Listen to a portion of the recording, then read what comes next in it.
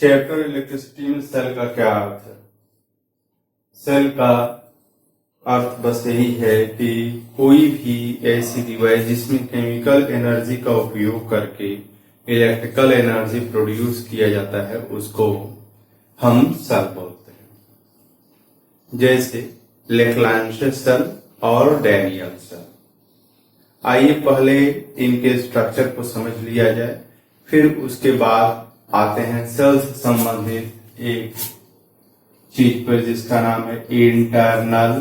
तो ये दोनों को एनिमेशन देख लिया जाए, फिर हमें समझ में आएगा कि इंटरनल रेजिस्टेंस कहां से आता है किसी सेल के भीतर। तो आइए स्टार्ट करते हैं। Leclanche cell. A Leclanche cell consists of a carbon electrode packed in a porous pot containing manganese dioxide and charcoal powder. The porous pot is immersed in a saturated solution of ammonium chloride, that is the electrolyte, contained in an outer glass vessel. A zinc rod is immersed in an electrolytic solution. At the zinc rod, due to oxidation reaction, zinc atom is converted into zinc ions and 2 electrons. And 2 zinc ions reacting with ammonium chloride produces zinc chloride and ammonia gas. That is, zinc plus 2NH4Cl gives 2NH3 plus zinc chloride plus 2H plus 2E, that is 2 electrons. The ammonia gas escapes. The hydrogen ions diffuse through the pores of the porous pot and react with manganese dioxide.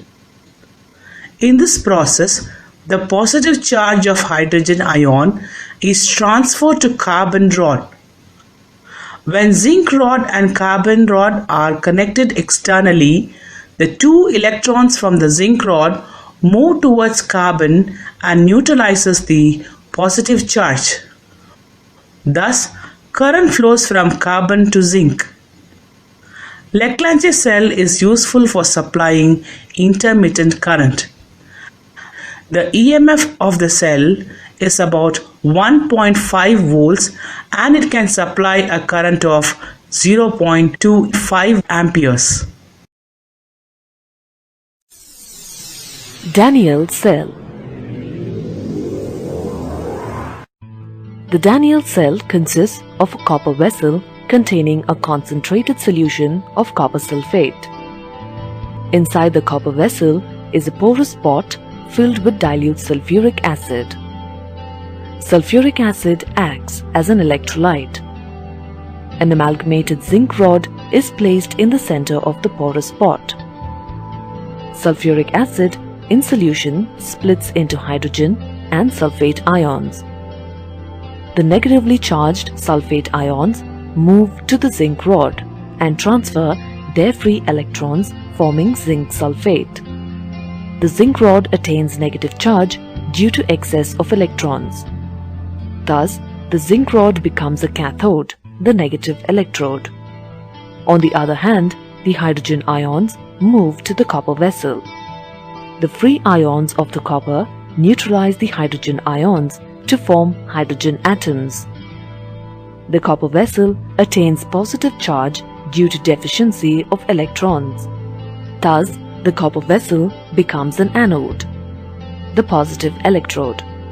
The hydrogen atoms react with the copper sulfate solution in the copper vessel to form sulfuric acid. To maintain the concentration of the copper sulfate solution, copper sulfate crystals are placed on a shelf or are immersed in the solution. Now, if an external copper wire is connected to the electrodes, the electrons will move from the cathode to the anode, generating electricity. The EMF of the cell is 1.08 volt and it remains steady. These cells are used as standard cells.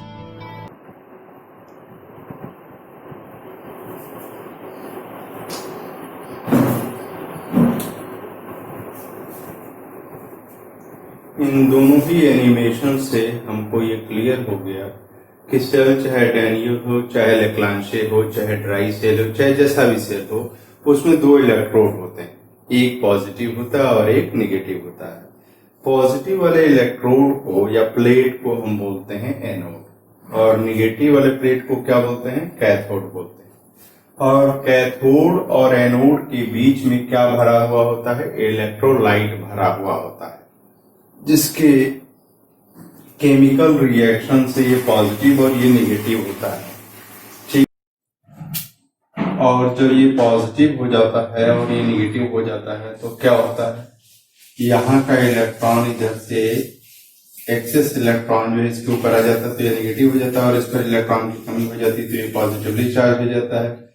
तो यहाँ से negative charge ऐसे flow करके ऐसे हो जाता है, और फिर यहाँ पर क्या होता है? लैक ऑफ इलेक्ट्रॉन्स को भरपाई कर देता है, ठीक है, न्यूट्रलाइज करने की कोशिश करता है। लेकिन अंदर जो केमिकल रिएक्शन चल रहे हैं, तो अंदर जो केमिकल रिएक्शन चल रहे हैं उनके कारण, जैसे ये अगर लेक्लांशे सेल है तो इसमें जिंक वाली जो प्लेट है उसे जिंक आयन क्या होते हैं? कूदते हैं Zn प्लस के रूप में और इलेक्ट्रॉन इसको दे देते हैं, ठीक है। तो ये आयंस, इसके भीतर जो है आयंस का फ्लो होता है in the form of the charge, ठीक है। आयंस ये निगेटिव और पॉजिटिव क्यों हुए? क्योंकि किसी का इलेक्ट्रॉन लूज हुआ और किसी का अंदर जो केमिकल रिएक्शन हो रहा है उसके कारण कुछ एटम या कॉम्बिनेशन ऑफ एटम पीसेज ऐसे हैं जिनका इलेक्ट्रॉन लूज हुआ है, कुछ ने गेन किया है। परिणाम यह है कि यहाँ पर आयंस उपस्थित है। बाहरी सर्किट में भले इलेक्ट्रॉन चल रहा हो लेकिन इसके भीतर आयंस का फ्लो हो रहा है ताकि यह पूरी सर्किट कंप्लीट हो सके, ठीक है। और आयंस जो है किसी माध्यम में चल रहे हैं तो वो माध्यम क्या करेगा? आयंस के चलने का विरोध करेगा कि समर्थन करेगा? बिल्कुल कोलिजन होगा तो वो विरोध करेगा, तो वहां रेजिस्टेंस आ जाएगा। तो इन दोनों प्लेटों के बीच में भी आयंस को फ्लो करने में कुछ कठिनाई होती है, उसी कठिनाई को हम बोलते हैं रेजिस्टेंस। चूंकि यह सेल के भीतर है इसलिए इसको हम क्या बोलते हैं? इंटरनल रेजिस्टेंस, ठीक है।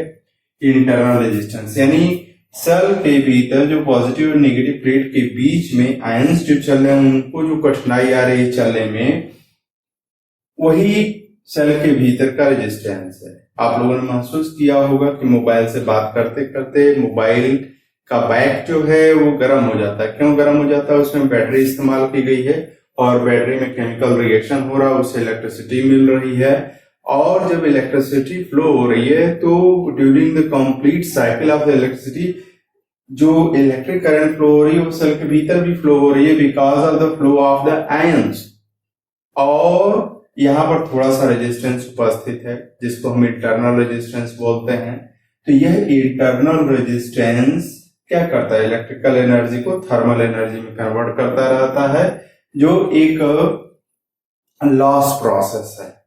इसको हम कम तो कर सकते हैं लेकिन पूरी तरह से एलिमिनेट करना संभव नहीं है, क्योंकि मटेरियल मीडियम है और उसमें चार्जेस को फ्लो करवाना है तो टक्कर होगी, और टक्कर होगी तो रेजिस्टेंस आएगा, ठीक है। तो सेल्स की दोनों प्लेटों के बीच में जो रेजिस्टेंस होता है उसी को हम क्या बोलते हैं? Internal resistance. तो इंटरनल रेजिस्टेंस हम लोग समझ गए। तो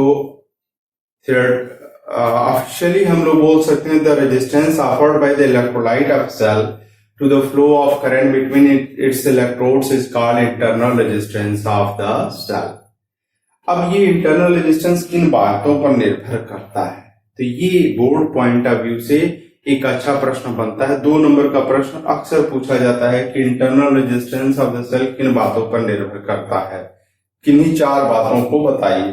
तो पहली बात जो है वो नेचर ऑफ द इलेक्ट्रोलाइट, जो पॉजिटिव प्लेट और निगेटिव प्लेट के बीच में जो इलेक्ट्रोलाइट इस्तेमाल किया गया है उसके नेचर पर निर्भर करता है, ठीक है।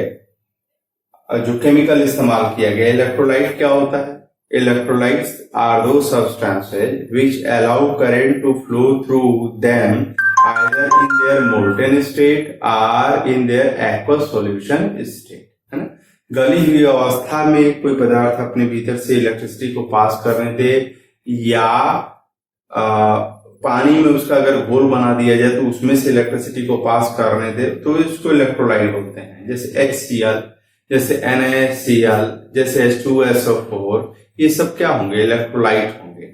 ठीक है। दूसरी बात जो है, पहली तो बात हम लोग समझ गए कि nature of the electrolyte, electrolyte 1 use किया गया है और इलेक्ट्रोलाइट 2 अगर यूज किया गया है तो दोनों का नेचर अलग अलग है, तो वह इंटरनल रेजिस्टेंस अलग अलग देंगे। तो पहली चीज हुआ nature of the electrolyte first, and the second factor is it is directly proportional to the concentration of the electrolyte. Concentration of the electrolyte. Concentration of the electrolyte. Electrolyte की concentration पर भी ये निर्भर करता है। अगर ज्यादा गाढ़ा है तो इंटरनल रेजिस्टेंस ज्यादा होगा, कंसंट्रेटेड अगर है। अगर डायलूट है तो इंटरनल रेजिस्टेंस कम होगा। ठीक है। और तीसरी चीज है distance between the plates. Distance between the plates. दोनों प्लेट्स जो कैथोड और एनोड यूज किए गए हैं उनके बीच के डिस्टेंस को अगर बढ़ा देंगे तो इंटरनल रेजिस्टेंस बढ़ जाएगा, उनके बीच के डिस्टेंस को अगर घटा देंगे तो इंटरनल रेजिस्टेंस घट जाएगा। डायरेक्टली प्रोपोर्शनल है। Internal resistance of a cell is directly proportional to the distance between the plates.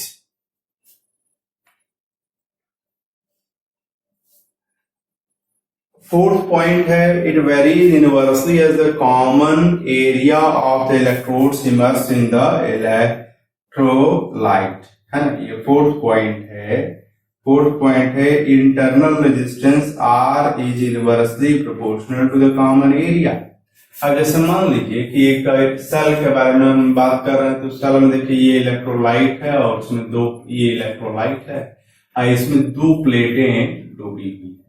ये मान लीजिए थोड़ा देर के लिए कि आपका एनोड है, पॉजिटिव वाला टर्मिनल, ठीक है ना, और यह एक नेगेटिव टर्मिनल है जो कि कैथोड है, नेगेटिव। ठीक है।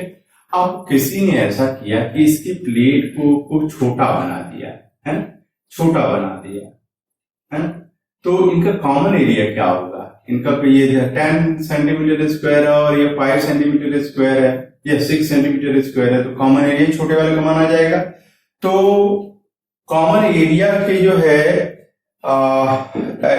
इनवर्सली प्रोपोर्शनल है ना। जो इंटरनल रेजिस्टेंस स्मॉल आ रहा है वह दोनों के बीच का जो कॉमन एरिया है, मतलब बड़े और छोटे वाले प्लेट में जो कॉमन एरिया होगा वो छोटे वाले प्लेट का एरिया होगा। यह एरिया अगर ज्यादा है तो इंटरनल रेजिस्टेंस कम होगा, अगर यह कॉमन एरिया जो है कम है तो इंटरनल रेजिस्टेंस क्या होगा? ज्यादा होगा। ठीक है। ओके, ये इंपॉर्टेंट बात है। फिफ्थ पॉइंट है, it increases with the decrease in temperature of the electrolyte. Temperature, अगर ये सेल का टेम्परेचर अगर घटाया जाए तो इलेक्ट्रोलाइट का भी टेम्परेचर घटेगा।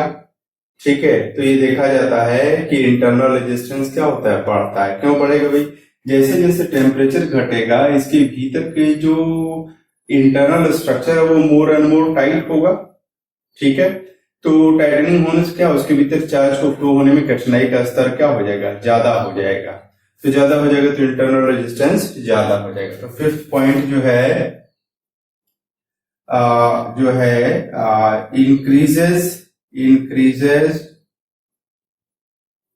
increases with the rise of temperature. Rise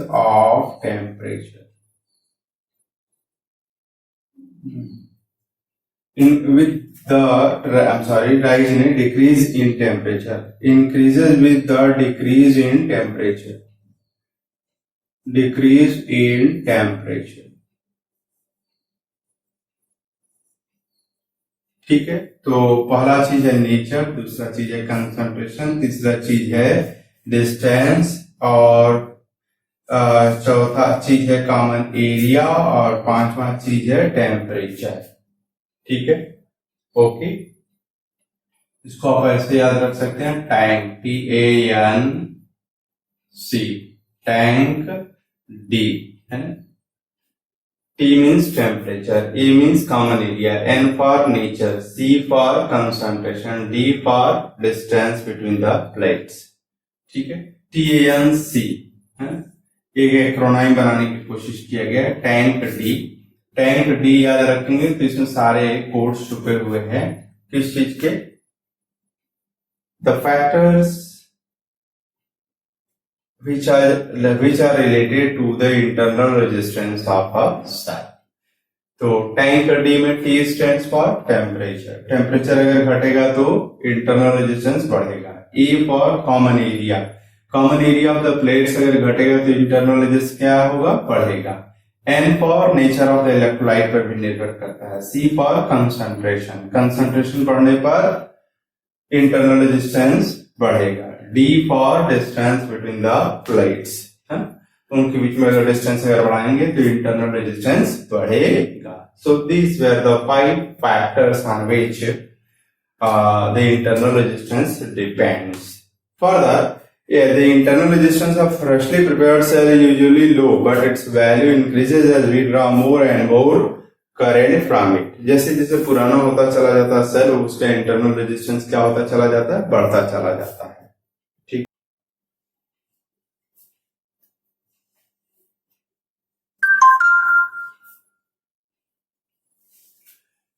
आइए यहाँ पर इस टॉपिक को आगे बढ़ाते हैं। Relation among internal resistance, EMF and terminal potential difference of a cell। Internal resistance का मतलब मैंने बता दिया है, EMF ऑफ ए सेल का भी अर्थ बताया जा चुका है, लेकिन एक बार फिर से रिवाइज कर रहे हैं।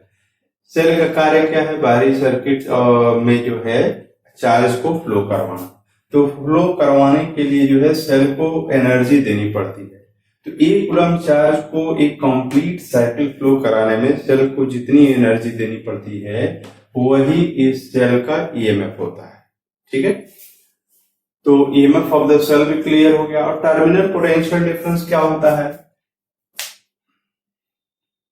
सेल का टर्मिनल पोटेंशियल डिफरेंस, जैसे मान लीजिए कि ये एक रेजिस्टेंस है, बाहरी रेजिस्टेंस है, इसको हम बदल सकते हैं, और यह रेजिस्टेंस का इंटरनल रेजिस्टेंस है। आप कह सकते हैं कि सर इंटरनल रेजिस्टेंस है तो इन दोनों प्लेटों के बीच में बनाइए, फिर बाहर क्यों बनाए हैं, बाहर बना सकते हैं क्योंकि चूंकि ये सीरीज में होगा इसलिए बाहर भी लिया जा सकता है इजीनेस के लिए, समझने के लिए। अदरवाइज रियली तो दोनों प्लेटों के बीच ही यह रेजिस्टेंस है, लेकिन हम सर्किट में इसको बाहर बना सकते हैं। ठीक है, तो यह सेल और ये इंटरनल रेजिस्टेंस मिला करके, दोनों मिला करके क्या बन रहा है, हमारा सेल बन रहा है। ठीक है, तो जब आप इसे करंट लेना चालू कर देते हैं, सेल से बाहरी रेजिस्टेंस, मान लीजिए एक बल्ब है, करंट लेना चालू कर देता है, आई करंट लेना चालू कर देता है, तो इस सेल से जो प्लस टर्मिनल निकला है और माइनस टर्मिनल निकला है, तो मान लीजिए प्लस टर्मिनल को ए बोल दिया और माइनस टर्मिनल को हमने बी बोल दिया, तो ए और बी के बीच में कुछ पोटेंशियल डिफरेंस आपको मिलेगा। क्यों, ये पॉजिटिव है और ये नेगेटिव है, तो ये हाई पोटेंशियल पर और ये लो पोटेंशियल पर हो जाएगा। ध्यान रखिए इंटरनल रेजिस्टेंस के बाद ये वाला पॉइंट लिया जा रहा है। ठीक है, क्योंकि जितना एनर्जी ये सप्लाई करेगा उसमें से कुछ तो इंटरनल रेजिस्टेंस खा जाएगा ना, तो जो बचा रहेगा वही ए और बी के बीच में आएगा। तो जो सेल के दोनों टर्मिनल्स हैं उनके बीच का जो पोटेंशियल डिफरेंस होता है उसको टर्मिनल पोटेंशियल डिफरेंस बोलते हैं। ठीक है, तो इसमें जो टॉपिक में जो टर्म्स हैं वो हमको क्लियर है। अब आइए इस पर, इनमें आपस में रिलेशन क्या है। जैसे ये बाहर का रेजिस्टेंस है, हमने एक सर्किट लिया जिसमें बाहर एक रेजिस्टेंस कैपिटल आर के बराबर लगा दिया, आर को हम बदल सकते हैं। सेल है जिसका ईएमएफ ई बराबर अभी ले लिया है 10 वोल्ट के बराबर ले लिया है, बाद में जनरलाइज करेंगे। इंटरनल रेजिस्टेंस मान लीजिए 1 ओम के बराबर ले लिया है।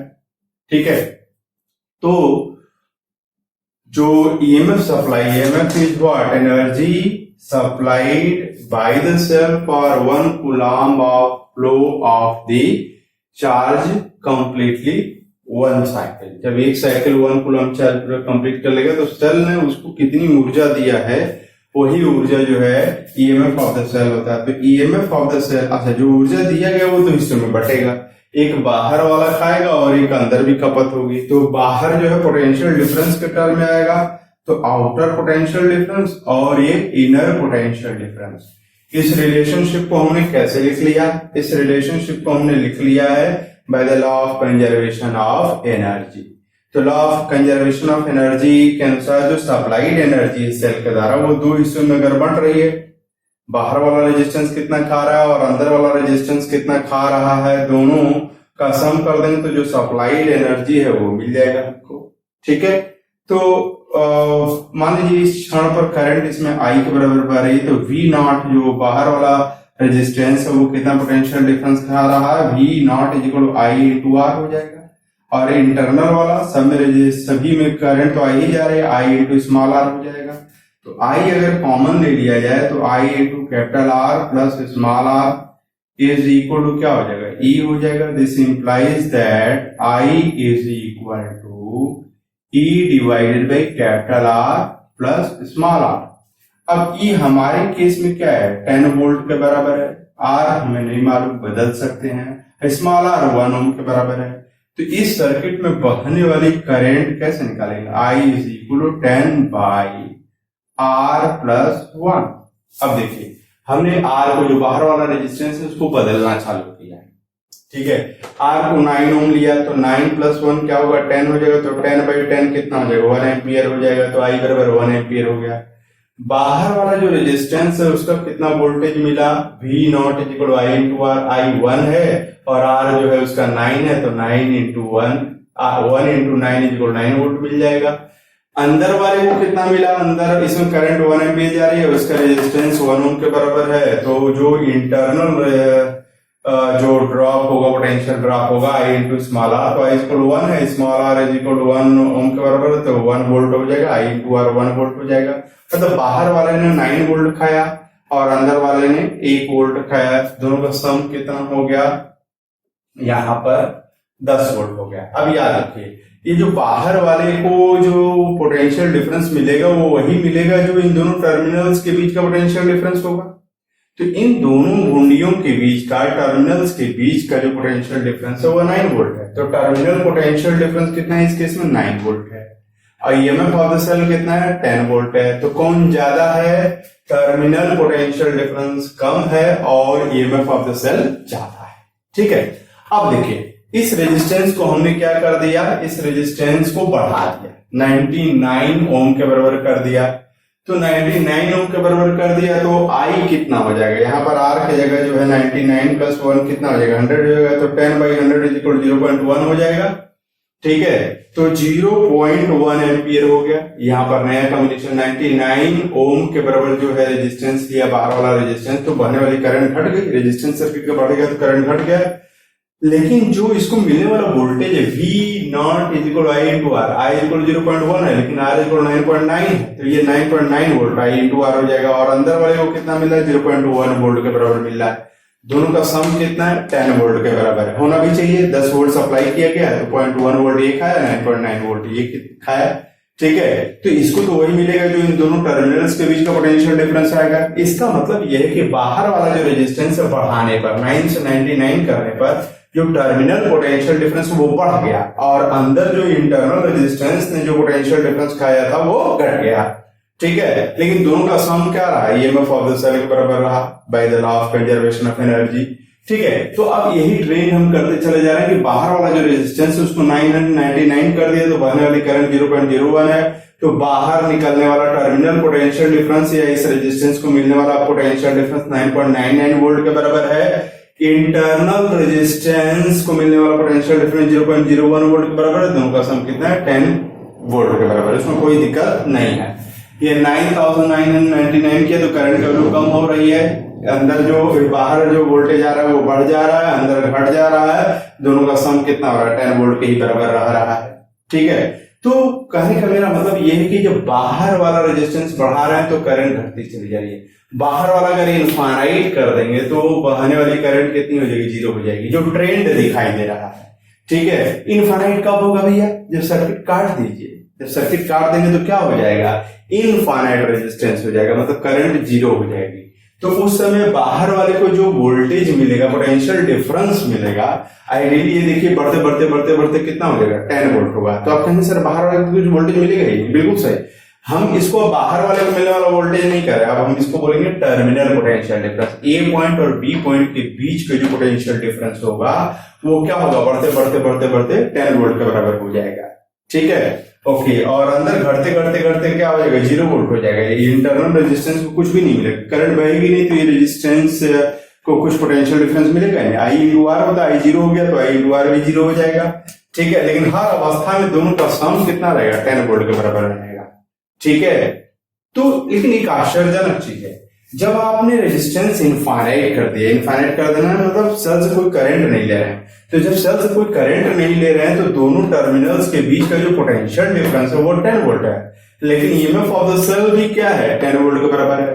यानी हम कह सकते हैं मोटे तौर पर कि EMF of the cell is the terminal potential difference of the cell when no current is being taken from the cell. जब सेल से कोई करंट आप नहीं ले रहे हैं तो उसके टर्मिनल्स के बीच में जो पोटेंशियल डिफरेंस है वही ईएमएफ ऑफ द सेल है।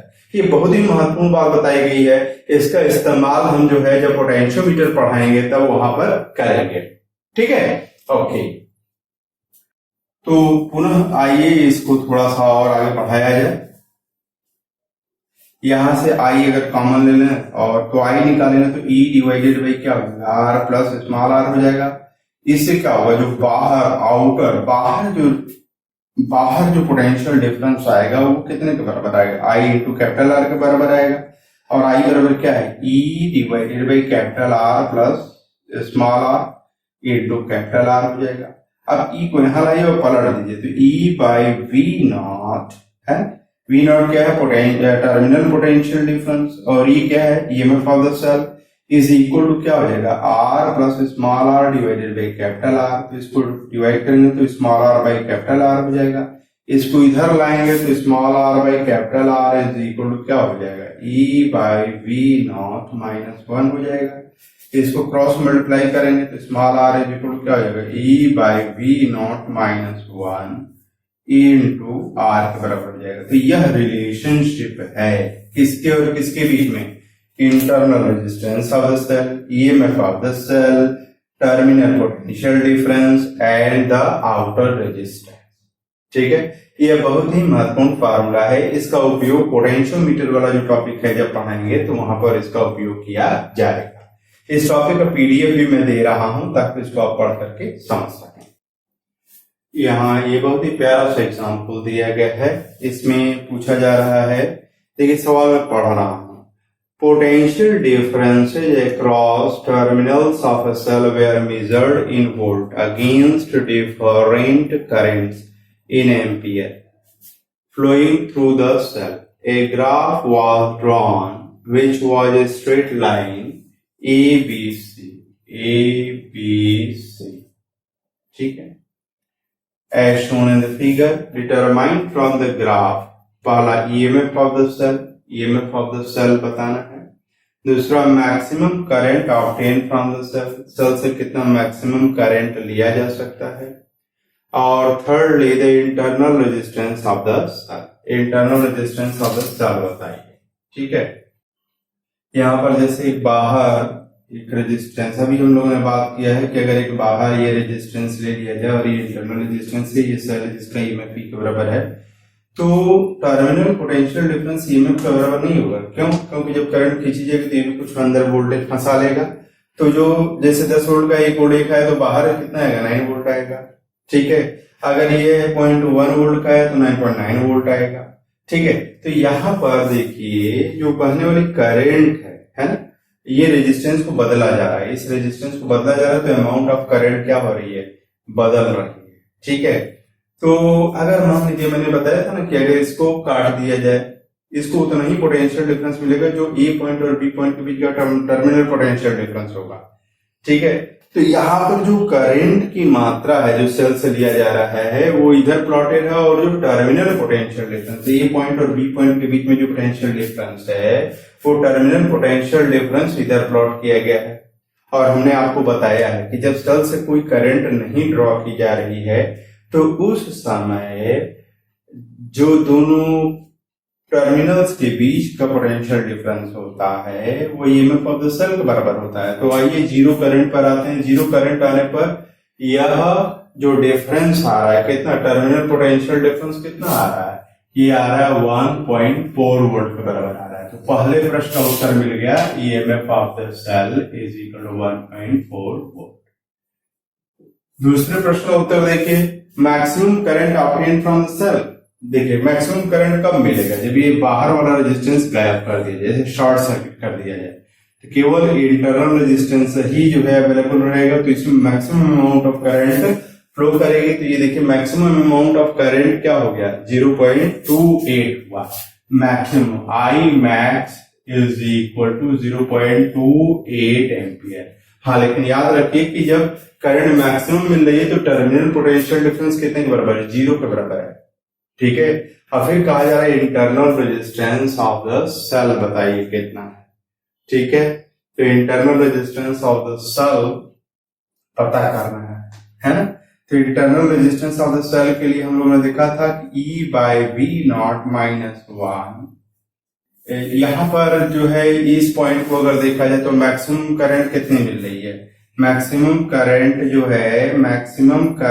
जो मिल रही है आई मैक्स मिल रही है, that is equal to 0.28 ampere के बराबर मिल रही है। और आई इज इक्वल टू V/R होता है। तो इसमें तो रेजिस्टेंस पूरे सर्किट का क्या है, ये रेजिस्टेंस हटा दिया गया है। मैक्सिमम करंट लेने के चक्कर में बाहर वाला रेजिस्टेंस हटा दिया गया, तो पूरी सर्किट का जो रेजिस्टेंस है स्मॉल r के बराबर है, इंटरनल रेजिस्टेंस है। तो V/R, तो जो V जो सप्लाई है वो ईएमएफ ऑफ द सेल के बराबर सप्लाई है। ठीक है, जब मैक्सिमम करंट मिल रही है तो जो सप्लाई वोल्टेज है वो ईएमएफ ऑफ द सेल के बराबर है। तो यहाँ पर E इज इक्वल टू कितने के बराबर है, E इज इक्वल टू आपका 1.4 वोल्ट के बराबर है। और स्मॉल आई मैक्स इक्वल 0.28 है और ये स्मॉल आर है। तो इसकी मदद से जो है स्मॉल आर अगर आप निकालेंगे तो ये क्या आ जाएगा, 5 ओम के बराबर हो जाएगा। तो internal resistance of the cell क्या हो गया, 5 ओम के बराबर हो गया। ठीक है, तो इससे हमें दो चीजें दिखाई दे रही है ग्राफिकली कि जब करंट 0 होगा तो जो पोटेंशियल डिफरेंस आपको मिलेगा, टर्मिनल पोटेंशियल डिफरेंस, वो ईएमएफ ऑफ द सेल हो जाएगा।